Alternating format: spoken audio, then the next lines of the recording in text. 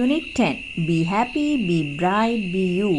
සතුටු වෙන්න, දිදුලන්න, ඔබම වෙන්න.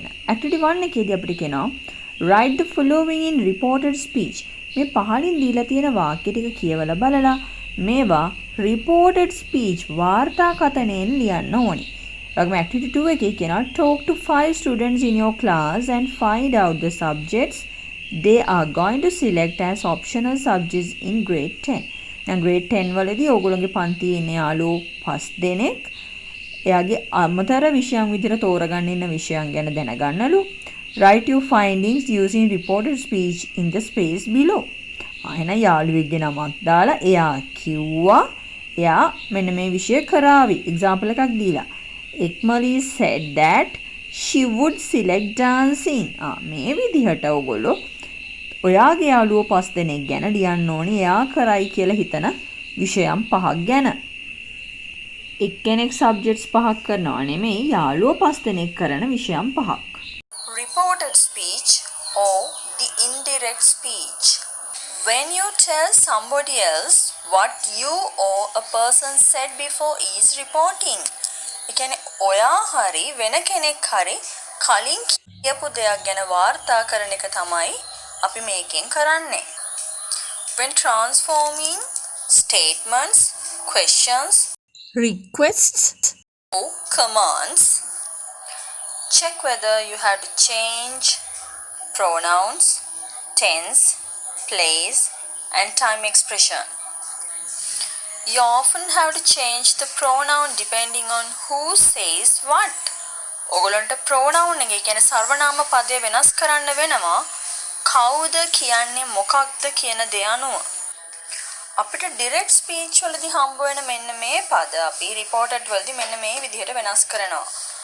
I තිබුණොත් එක්ක ඒක he කියනවා නැත්නම් she කියලා වෙනස් කරනවා. පිරිමි කෙනෙක් හිටියොත් එයා he වෙනවා. ගැහණු කෙනෙක් හිටියොත් ඒක she වෙනවා. we කියලා හම්බ වුණොත් ඒක they වෙනවා reported වලදී. my කියන එක මේ වගේමයි. පිරිමි කෙනෙක් නම් his, කාන්තාවක් නම් her. your කියන එක my වෙනවා. our කියන එක their වෙනවා. me කියන එක එක්ක him නැත්නම් her. ඔහුට, ඇයට කියලා වෙනස් වෙනවා මට කියන එක. us අපට කියන එක them කියලා ඔවුන්ට කියලා වෙනස් වෙනවා. As an example උදාහරණයක් විදිහට අපි ගත්තොත් direct speech වලදී he said I work in a bank. commas තියෙන විදිහ බලන්න. reported වලදී අපි ඒක ලියනවා මෙහෙම. He said that he worked in a bank. නම් pronoun එක වෙනස් කළා he නිසා I කියන එක he වුණා. එතකොට බලන්න comma එක වෙනුවට අපි that කියන වචනය යොදනවා. inverted comma අයින් කරලායි අපි ලියන්නේ. අපි ඉස්සරහට ඉගෙන ගන්නවා කොහොමද මෙන්න මේ worked කියන වචනය ආවේ කියලා. If the introductory clause starts in the present tense, we do not change the tense in reported. ඒ කියන්නේ හඳුන්වා දෙන මේ වාක්‍යයේ තියෙන present tense එකක් නම් සරත වර්තමාන කාලයෙන් නම් අපි වෙනස් කරන්නේ නැහැ reported වලදී tense එක. අපි බලමු උදාහරණයක්. direct speech වල he says I write poems කියලා තිබුණොත් අපි ඒක reported වලදී he says that he writes poems කියලා වෙනස් කරනවා. I එක he වුණා, write එක writes වුණා. බලන්න says එක saysමයි තියෙන්නේ. said කරන්නේ එහෙම නෑ අපි. ඊළඟට writes උනේ ඇයි? he අනුවයි අපි verb එක තියන්නේ. ඊළඟට they say we play cricket. එහෙනම් මොකද වෙන්නේ? they say that they play cricket. they කියන්නේ plural නිසා verb එක වෙනස් වුණේ නැහැ. මෙන්න මේ විදිහටයි අපිට tenses ටික මාරු වෙන්නේ. direct වල reported වලට වෙනස් වෙන්නේ. simple present එක simple past වෙනවා. present continuous past continuous වෙනවා. present perfect past perfect වෙනවා. present perfect continuous past perfect continuous වෙනවා. simple past past perfect වෙනවා. past continuous එහෙමම තියෙනවා. past perfect එහෙමම තියෙනවා. past perfect continuous උත් එහෙමම තියෙනවා. simple future conditional වෙනවා. conditional කියන්නේ will, would, can, could මතක ගන්න ඉගෙන ගත්තා ඒවා. ඊළඟ models තමයි මේ තියෙන්නේ. models වල can එක could වෙනවා තිබුණොත්, මේ තිබුණොත් might වෙනවා. must තිබුණොත් සමහර වෙලාවට must මේ හිටුනේ නැත්නම් had to කියලා වෙනස් කරන්නත් පුළුවන් අපිට. will එක would වෙනවා. place එක ඒ කියන්නේ තැනක් ගැන අපි කියනකොට direct වලදී reported වලට මෙහෙම වෙනස් වෙනවා. අපිට here කියන වචනේ හම්බුනොත් ඒක there වෙනවා. this, that, these, those වෙනවා. time කාලය ගැන කියවෙන වචන අපි today, that day වෙනවා, now, then වෙනවා, yesterday, the day before, එහෙම නැත්නම් the previous day කියලා වෙනස් වෙනවා. days ago අපිට මෙතෙන්ට 6 days ago, 5 days ago කියන්න පුළුවන්. එහෙම වුණොත් ඒක days before වෙනවා. last week, the week before, next year, the following year, tomorrow, the next day, එහෙම නැත්නම් the following day කියලා වෙනවා. 3 එකේදී අපිට දෙනවා you are going to listen to a description of the choices of some grade 9 students in selecting their optional subjects. Listen to it and label the graph. එහෙනම් මෙන්න මේ label graph එක ඔයගොල්ලෝ label කරන්න ඕනේ. කියන්නේ නම් කරන්න ඕනේ A, B, C, D. හිස්තැන් ටික පුරව ගන්න ඕනේ ඔයගොල්ලෝ. මම දැන් මේ කියන description එක හරියට අහලා. This graph is about selecting the optional subjects of grade 9 students of Gramanu Vidyalaya. A refers the topic of the given graph. Majority of the students love to do ICT. There are 12 students. 10 students selected Sinhala literature and 8 students selected English literature. Equal number of students selected design technology and home economics as their optional subject. Activity 4 එකේදී අපිට කියනවා write a note to your friend about the optional subjects you have selected. note එකක් ලියන්න තියෙන්නේ letter එකක් එහෙම නෙමෙයි. කෙටි සටහනක් තමයි. කෙටි පණිවිඩයක් තමයි ලියන්න තියෙන්නේ. include the following. මෙන්න මේ විස්තර ටික ඇතුළත් කරන්න. the subjects you have selected. ඔයා තෝරගත්තු විෂයන් මොනවද? why you have selected them. ඇයි ඔයා ඒවා තෝරගත්තේ? inquire about his or her selection. ඔහුගේ හෝ ඇයගේ තෝරා ගැනීම ගැන inquire කරන්න, විමසන්න. එහෙනම් date එක දාන්න, ලියන්නේ කාටද කියන එක දාන්න, ලියන්නේ ඔයා නම් ඔයාගේ නම දාන්න. මෙන්න මේ විස්තර ටික ඇතුළත් කළා develop කරන්න note එක. Activity 5 වලදී අපිට කියනවා study the underlined nouns in the following sentences. Write the nouns in the correct column. එහෙනම් ඔගොල්ලෝ මේ තියෙන sentences කියවන්න, කියවලා underline කරලා තියෙන words දිහා බලන්න. common nouns, ඒවා countable nouns, mass nouns වලට කොටස් දෙකකට බෙදෙනවා. ඒවා මොනවද? ඊළඟට proper nouns. එහෙනම් proper nouns මෙතන තියෙනවා මොනවද කියන එක ඔයගොල්ලෝ ලියන්න ඕනි. අපි මෙන්න මෙතෙන්දී ඉගෙන ගත්තා concrete, abstract, count or mass nouns ඒවා කොහොමද වෙන් වෙන්නේ කියන එක. ළඟට proper nouns, common nouns කොහොමද වෙන් වෙන්නේ කියන එක අපි ඉගෙන ගත්තා. එහෙනම් මේ අනුව ඔයගොල්ලෝ divide කරන්න ඕනි underline කරලා තියෙන nouns. nouns නාම පද. අපි ඉස්සෙල්ලාම බලමුකෝ nouns කියන්නේ මොනවද කියලා. A noun is a word. නාම පදයක් කියන්නේ වචනයක්. that names එකෙන් නම් කරනවා person, place, thing, object, an idea or a concept.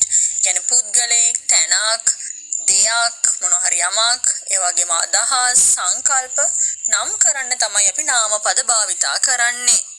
There are many types of nouns. නාම පද වර්ග ගොඩක් තියෙනවා. So අපි ඒවයින් ඉගෙන ගන්න හදනවා නාම පද වර්ග 12ක්. concrete nouns. concrete nouns කියලා අපි කියනවා අපිට අල්ලන්න දකින්න පුළුවන් ඒ වගේම ඒ දේවල් අපිට materials විදිහට, ඒ කියන්නේ ද්‍රව්‍ය විදිහට දකින්න පුළුවන් නම් examples ටිකක් මෙතන පෙන්නලා තියෙනවා tree, flowers, water, computer, elephant, baby ඒ වගේ જાති. abstract nouns ඔන්න concrete nouns වල opposite එක. ඒ කියන්නේ විරුද්ධ පදේ තමයි concrete nouns වල abstract nouns කියන්නේ. abstract nouns කියන්නේ අපිට කාගේ හරි quality එකක්, චරිත ලක්ෂණයක්, idea එකක්, අදහසක් ගැන විස්තර කරන්න ඕනි වුණාම ඒ කියන්නේ මේ දේවල් physically අපිට ඒ කියන්නේ අපිට මේවා අතපත ගන්න බෑ, but we can feel these things. අපිට මේ දේවල් දැනෙනවා. මෙහෙම දේවල් bravery ඒ කියන්නේ නිර්භීතත්වය, friendship යාළුකම, childhood ළමා කාලය, anger තරහව, favorite කැමැත්ත, මේ වගේ දේවල් අපිට අල්ලන්න බෑනේ. හැබැයි මේවා abstract. then common nouns කියලා අපි කියනවා අපි ඕනිම දෙයකට වලට එහෙම නැත්නම් සතෙක්ට පොදුවේ කියන නම්. කියන්නේ cat පූසා කියනවා අපි man මනුස්සයා කියලා කියනවා furniture ගෘහ භාණ්ඩ කියනවා boy පිරිමි ළමයා animal සත්තු fruit පළතු flower මල house ගෙය අපිට මේ වගේ තනි තනියම හැබැයි මේවා පොදුවේ කොහේ හරි ගියක් තියෙනවා අපිට house කියලා පෙන්වන්න පුළුවන්. අනේ විදිහට පොදුවේ භාවිතා කරන ඒවාට අපි කියනවා common nouns කියලා. අන්න common nouns වල opposite එක තමයි proper noun කියන්නේ. එතකොට proper noun එක කියන්නේ කවුරු හරි පුද්ගලයෙක්ට තැනකට දෙයකට නැත්නම් ආයතනයකට ඒකටම ආවේනික වෙච්ච නමක් ගැන අපි කතා කරනකොට අපි proper noun එකක් කියලා කියනවා. එතකොට මේ proper nouns always begin with a capital letter. හැම වෙලාවෙම capital අකුරකින් තමයි පටන් ගන්න මේ proper nouns. එතකොට ඒවා කෙනෙක්ගේ නමක් වෙන්න පුළුවන්. මේ දේවල් පොඩ්ඩක් හොඳට මතක තියාගන්න. ඒතර compound nouns කියන්නේ අපිට වචන එකක් හරි දෙකක් හරි ඊට වඩා වැඩි සංඛ්‍යාවක් එකතු වෙලා හැදෙන නාම පදවලට compound nouns හැදෙන ක්‍රම වර්ග අපි ඉගෙන ගන්නවා grade 7 වලදී. compound nouns සමහර ඒවා අපි වචන දෙකක් ලියනකොට space එකක් තියලා ලියනවා. පොඩි ඉඩක් තියලා ලියනවා. සමහර ඒවා without space ලියනවා. ඒ කියන්නේ මේ classmate වගේ දීලා තියෙන වචන බලන්න ඒවා අපි එකට ලියන්නේ class එකක් mate එකක් කියලා දෙකට කඩන්නේ නැහැ. ඊළඟට hyphen එකක් දාලා ලියන සමහර වචන තියෙනවා. එතකොට අපි දැන් මේ කිව්වොත් එහෙම mother in law නැන්දම්මට අපි කියන්නේ. එතකොට mother in law කියලා අපි hyphen දාලා තමයි මේ වගේ වචන ලියන්නේ. මේවා එක්ස්පීරියන්ස් එකෙන් තමයි හදාගන්න පුළුවන්. වචනයක් දැක්කම මේක compound noun එකක් කියලා හඳුනා ගන්න පුළුවන්කම තියෙන්න ඕනි ඔයගොල්ලන්ට. ඊළඟට අපි singular nouns කියනවා. මේවා මේ jungle sun වගේ වචන අපි the jungle, the sun, the business ඔය විදිහට අපි එක දෙයක් ගැන කතා කරනකොට භාවිතා කරනවා singular nouns. අපි the suns කියලා හැම කියන්නේ නැහැනේ. the jungles කියලා කියන්නේ නැහැ. plural nouns කියන්නේ මේ වචන අපි හැම වෙලාවෙම බහු වචනයෙන් විතරයි භාවිතා කරන්නේ. දැන් අපි කලිසමට කකුල් දෙකක් තියෙනවනේ. එතකොට අපි දික් කලිසම නම් pair of trousers කියලා කියනවා. ඊළඟට කොට කලිසම නම් pair of shorts කියලා කියනවා. අපි short එක කියලා කතාවට කිව්වට හරියට භාවිතා කරනකොට වචනේ shorts කියලා කියන්න ඕනි. trousers කියලා කියන්න ඕනි. ඊළඟ pair of scissors කතුරට අපි කියන්නේ අපි scissor එක ගේන්න කියලා කිව්වට හරි වචනේ තමයි scissors. මේවා බහු වචනයෙන්ම තමයි භාවිතා වෙන්නේ. collective nouns. ඔන්න collective nouns කියලා කියනවා අපි group එකක් විදිහට, ඒ කියන්නේ කණ්ඩායමක් විදිහට ඉන්න පුද්ගලයෝ, දේවල්, සත්තු වගේ දේවල් ගැන කතා කරන්න. එතකොට ගොඩක් වෙලාවට collective noun එකක් හඳුනා ගන්න ලේසිම වැඩේ තමයි අපිට collective noun වචනේ මුලට හරි and හරි කියලා ආටිකල් එකක් එනවා. එහෙම නැත්නම් the කියන ආටිකල් එක ගොඩක් වෙලාවට එනවා. බහුතරය අපිට හම්බ වෙන්නේ and එක. an army of soldiers, a team of ducks, a bunch of keys. මෙන්න මේ වගේ examples චුට්ටක් මතක තියාගන්න ඕනි. countable nouns. ඒ කියන්නේ අපිට ගණින්න පුළුවන් දේවල් අපිට 1 2 කියලා මේවා ගණින්න පුළුවන්. දැන් chair, eggs, bananas, boats, books, oranges ගාව අපිට 2 chairs, 3 eggs. ඒ විදිහට ගණින්න පුළුවන් දේවල් අපි කියනවා countable nouns කියලා. uncountable nouns. ඒ කියන්නේ අපිට ගණින්න බැරි දේවල්. මේවා අපිට 1 2 කියලා කෑලි වෙන් කර කර ගණින්න බෑ. අපි මේවා unit එකක් විදිහට, ඒකකයක් විදිහට තමයි ගණින්නේ. cheese, ඊළඟට bread, jam. අපි පාන් ගෙඩියක් ගේන්න කියලා කියන්නේ loaf of bread. ඊළඟට bottle of jam, packet of cheese. ඔය විදිහට අපි මේ වචන භාවිතා කරන්නේ. කියන්නේ අපිට oil දැන් තෙල් වර්ග තෙල් 1යි තෙල් 2යි කියන්නේ අපි ඒවා ලීටර් වලින් මනින්නේ. නම් ඒකකයකින් මනිනවා නම් අපි ඒවට කියනවා uncountable nouns කියලා. zero plural nouns. ඒ කියන්නේ singular plural දෙකටම භාවිතා කරන්නේ එකම වචනේ නම් අපි ඒවට කියනවා zero plurals කියලා. දැන් sheep අපි බැටළුවට කියනවා sheep. බැටළුව දෙන්නෙක්ට කියන්නේ two sheep. two sheeps කියන්නේ එහෙම නැහැ.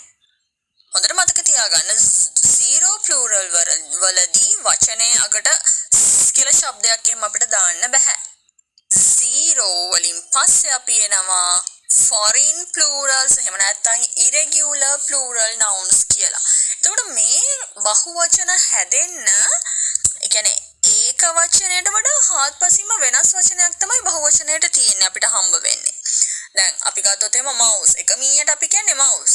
මීයෝ දෙන්නෙක් නම් අපි two mouses කියන්නේ අපි කියන්නේ two mice. food feet ඒ වගේ වචන. මීට අමතරව තව තියෙනවා syllabus. අපි කියන අපි ඉගෙන ගන්න විෂය නිර්දේශයේ syllabus කියලා. එතකොට ඒකේ plural එක තමයි syllabi.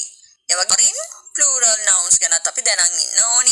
Activity 6 එකේදී අපිට කියනවා read the text on a day without the sun and say whether the following statements are true or false. අපිට කියවන්නලු මෙන්න මේ දීලා තියෙන ටෙක්ස්ට් එක a day without the sun. මෙන්න මේක කියවන්නලු. කියවලා මෙන්න මේ තියෙන sentences ටික ඇත්තක්ද බොරුවක්ද කියන එක ඉස්සරහින් ලියන්නලු. Activity 7 එකේදී කියනවා pronounce the words and underline the odd one. එනම් බලන්න f and sh sound එක. Physics, phone, psychology, graph. Face, photograph, feel, pasta. Shine, sheet, sign, wish. Brush, cushion, nation, certain. බලන්න මොන වචනවලද මේ දීලා තියෙන sound එක එන්නේ? ඒ වචන හොයලා underline කරන්න. Activity 8 එකේදී කියනවා read the following sentences taken from the short text. They brought the sun down. ඔන්න මේ දීලා තියෙන ටෙක්ස්ට් අරන් තියෙන්නේ මේ sentences ඔක්කොම ඒගොල්ලෝ අරගෙන තියෙන්නේ මෙන්න මේ lesson එකේලු. They brought the sun down.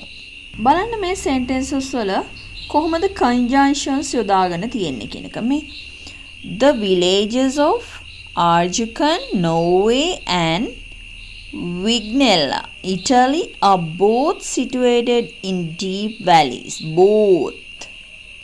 දෙකම.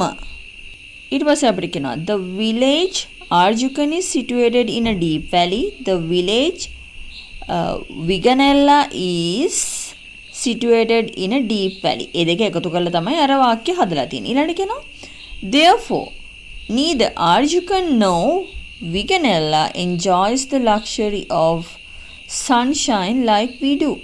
Neither nor අපි කියලා තියෙන දෙකෙන් එකක්වත් වෙන්නේ නැහැලු.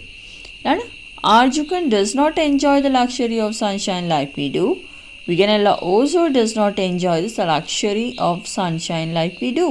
නම් මේ දෙක බෙදුවාම කොටස් දෙකකින් වාක්‍ය දෙකකින් අපිට මේ විදිහට පෙන්වන්න පුළුවන්. දෙක එකතු කරලා අපිට මෙහෙම පෙන්වන්න පුළුවන්. Now use any of the following conjunctions to join the sets of sentences. එහෙනම් මේ දීලා තියෙන sentences ඕගොල්ලෝ කියවලා not only but also ඒ කියන්නේ ඒක විතරක් නෙමෙයි මෙන්න මේකත් කියන අදහස.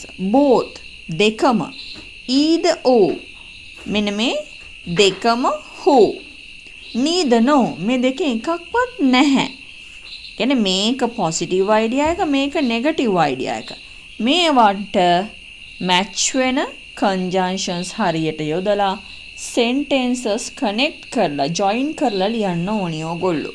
the o neither no එක්ක හෝ එකක්වත් නැහැ කියන sentence type එක. අපි either or එක්ක හෝ කියන එක යොදා ගන්නවා. to talk about two possibilities එහෙම නැත්නම් අපි ගන්න a choice එකක් ගැන කියන්න. විය හැකි දේවල් දෙකක් අතරින් එක තෝරා ගැනීමක් ගැන කතා කරන්න අපි either or කියන එක use කරනවා. බලන්න either or කියන එකේ අපි plural form එකේ කියන්නේ subject එක plural වුණාම අපි verb එකත් plural වලින් තියනවා. either my father or my uncles organize our party. මගේ පියා හෝ එක්කෝ මගේ පියා හෝ මගේ මාමාවරුන් සාදය සංවිධානය කරනවා. අපි singular ඒක වචනෙන් කියනවා. ඒ කියන්නේ අපි යොදාගන්නේ subject එක වෙන් වෙන්ව එක එක්කෙනා. එහෙනම් අපි කියනවා මෙහෙම. either විමල් or රාජු දෙන්නගෙන් එක්කෙනයි එහෙනම්. ගොඩක් අය නැහැ මෙතන. එහෙනම් අපි කියනවා either Wimal or Raju comes first. ඒ කියන්නේ ඕ කියන වචනයෙන් පස්සේ verb එකට කලින් හම්බ වෙන noun එක singular නම් verb එක singular වලින් තියෙනවා. ඒ හම්බ වෙන වචනේ plural නම් verb එක plural වලින් තියෙනවා අපිට අනිවාර්යෙන් බලන්න වෙනවා o එක හම්බ වෙන වචන දෙක singular plural ද තියෙන්නේ කොහොමද කියන එක. අපිට සාමාන්‍යයෙන් singular noun එකකුයි plural noun එකකුයි දෙකක් එකට ලියන්න ඕනම අපි ඉස්සෙල්ලම singular එක ලියලා ඊට පස්සේ තමයි plural එක ලියන්නේ. We use neither nor එකක්වත් නැහැ කියන එක to join two negative ideas.